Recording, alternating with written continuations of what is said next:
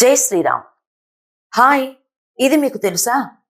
ఈ రోజుల్లో తల్లిదండ్రులుగా మనం రాత్రింబవళ్ళు కష్టపడేది దేనికోసం? మా పిల్లల భవిష్యత్తు బాగుండాలి, వాళ్లకు కోట్లు ఆస్తి కూడబెట్టాలి, మంచి చదువులు చెప్పించాలి అని.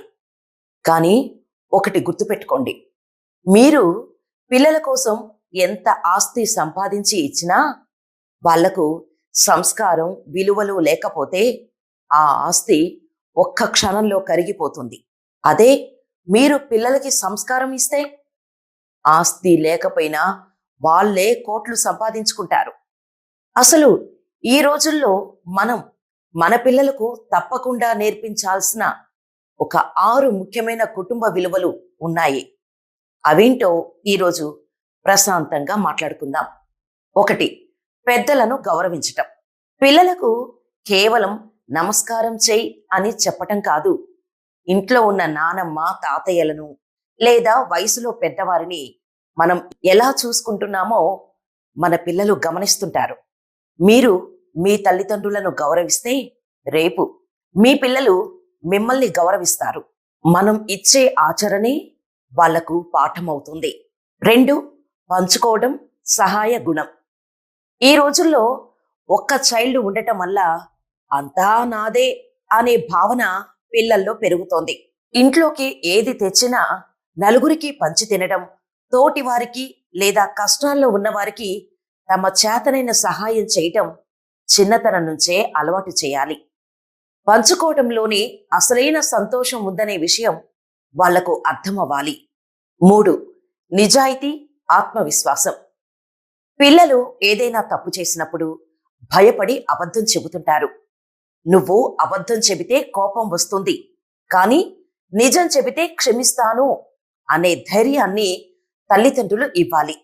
ఇంట్లో నిజాయితీకి స్థానం ఉన్నప్పుడు పిల్లలు బయట ప్రపంచంలో కూడా ఏ తప్పు చేయకుండా ఆత్మవిశ్వాసంతో పెరుగుతారు.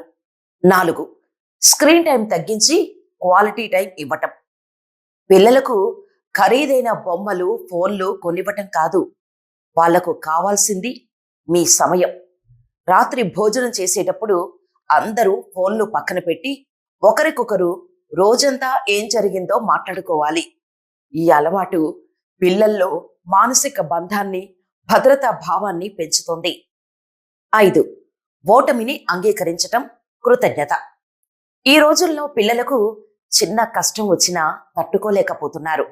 ఎందుకంటే మనం వాళ్ళు అడిగిన వెంటనే చేతిలో పెడుతున్నాం. లేదు అనే మాటను కూడా భరించే సహనాన్ని వాళ్లకు నేర్పాలి.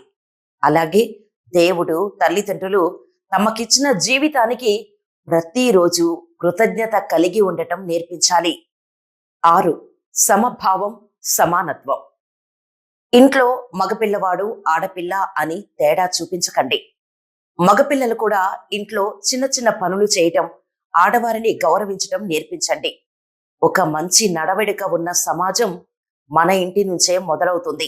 డియర్ పేరెంట్స్, ఒక చెట్టుకు వేళ్లు ఎంత ముఖ్యమో మనిషికి కుటుంబ విలువలు అంత ముఖ్యం.